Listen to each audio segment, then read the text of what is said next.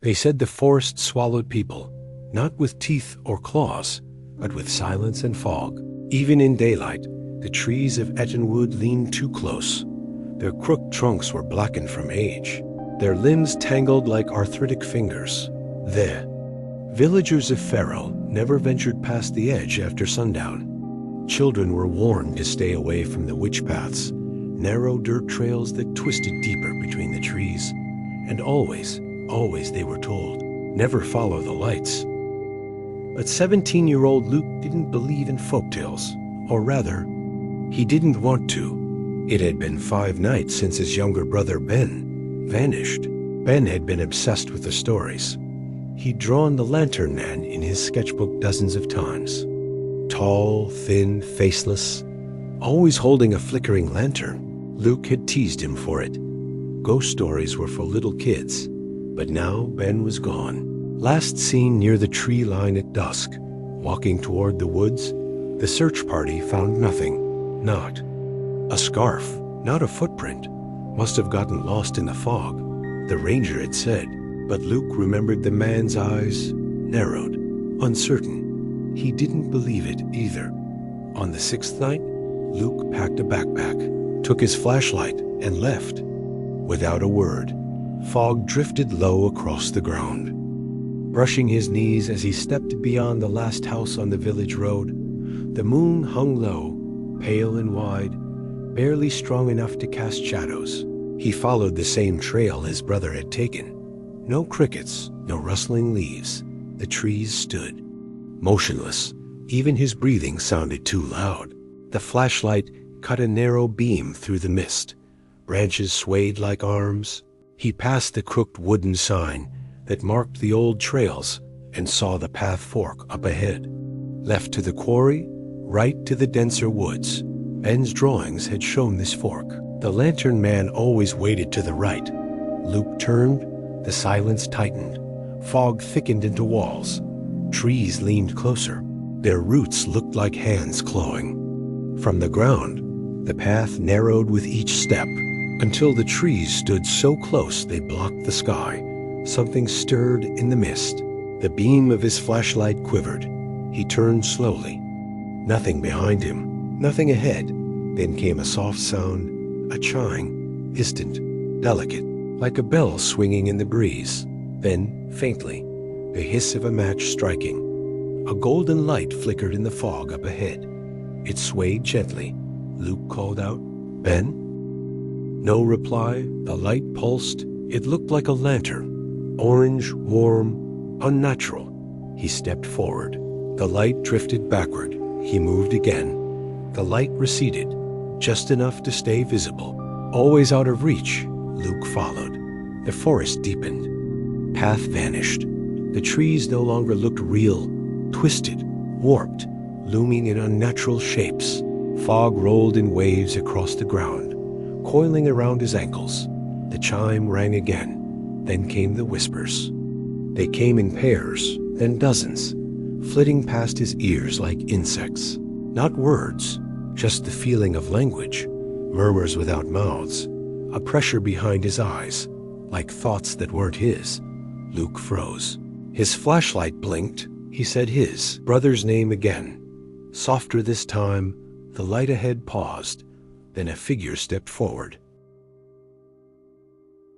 It was tall, impossibly thin, draped in black robes that swirled without wind. Where its face should have been, there was only smooth, pale skin, and in one long gloved hand, it held a lantern. The light within the lantern wasn't fire. It moved, like liquid, golden, pulsing.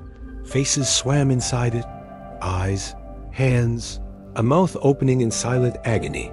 Luke's feet refused to move. The Lantern Man tilted its head slightly. Then, with its free hand, it pointed to the ground. Luke shook his head. No. The Lantern Man pointed again, and the ground opened beneath it. No cracking, no rumbling. Just a seamless parting of the soil. A wide fissure yawned open, revealing a pit glowing with golden light.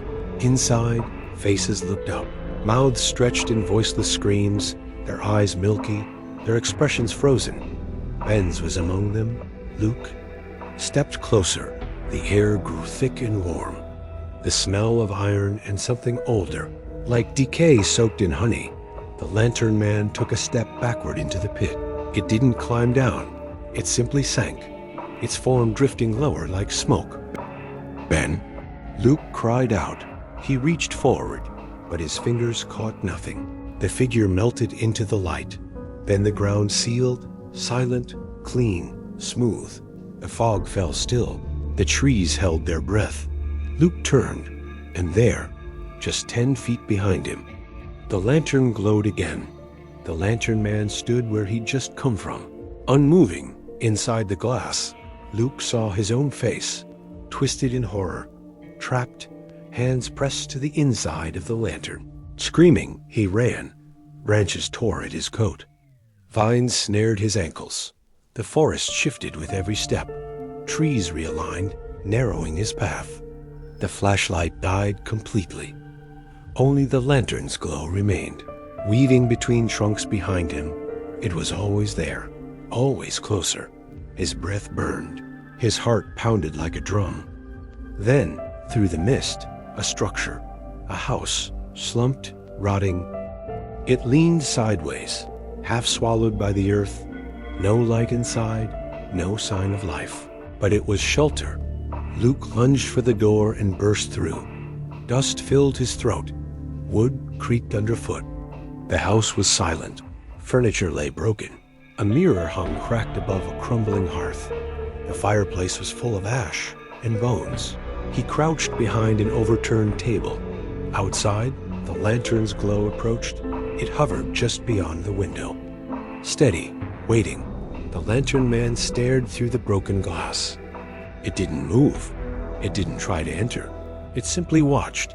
Minutes passed, and an hour, the glow faded. The whispers ebbed. Eventually, Luke passed out on the floor. When he woke, daylight filtered through the broken ceiling. He stumbled outside. The fog had thinned. Birds chirped. The forest looked wrong, but less hungry somehow. It took him nearly 4 hours to find his way back. He emerged from the woods near the old mill road. A passing truck stopped. The driver blinked at him. "Jesus, kid, you look like you crawled out of a grave." Luke didn't speak.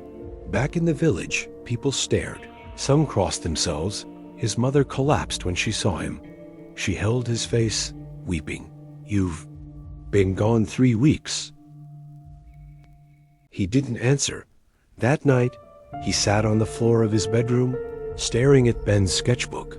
He flipped through the pages, forest paths, symbols, drawings of the lantern man. Then he reached the final page. It had changed.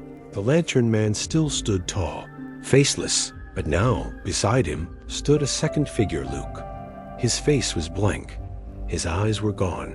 And in the lantern's glass, 2 flames burned. Luke stopped speaking. He rarely left his room. He unplugged all the lights, sat in the dark for hours, ate little. His mother begged him to talk. He wouldn't. At night, she heard him whispering. Not words, just tones, repeating them like prayer. One morning, she found him sitting by the window. The blinds were open. He stared into the fog. "There's a chime. Do you hear it?" he said quietly. She didn't. He smiled weakly. "He's almost here." A week later, Luke vanished. The house was locked, his shoes by the bed. The back door left slightly ajar. Police found no tracks, no signs of struggle, just the sketchbook left open on his desk. One new drawing added. The lantern man stood in the center, his lantern held high.